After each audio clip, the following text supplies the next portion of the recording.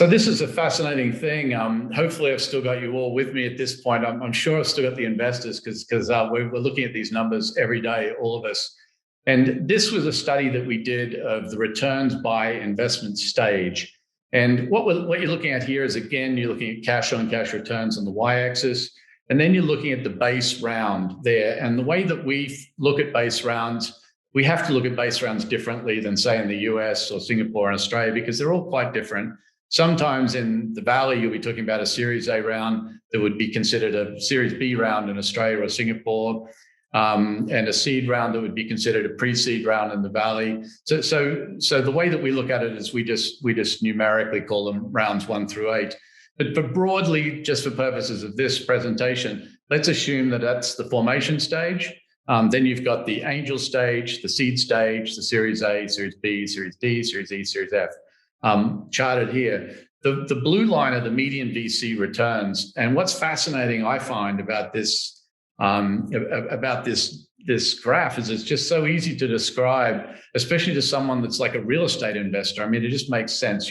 In the earlier rounds, the valuations are below what they might be on a broader market. You're buying off the plan. There's all sorts of reasons why discount could and should exist.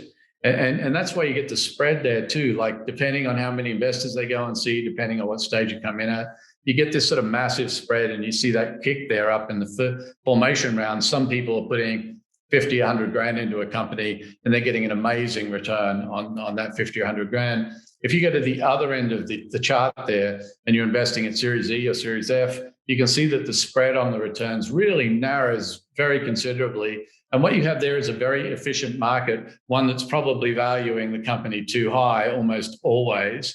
But essentially, you have a much better understanding what the range of valuations are going to be at that point. Your likelihood of getting a 2x return from a Series E or Series F investment, I'll wait for the comments on LinkedIn on this one, but I think you'll find that it's generally unlikely. Maybe you get a 1.5 or whatever on a good day, 1.8 on an exceptional day. If you really want great returns, you've got to go early into a company, and you've got to try and be in that band that's in those first 4 rounds. By the way, the red line is NASDAQ. You can see it just at the top there where it says IXIC. That's the NASDAQ index for the purpose of this.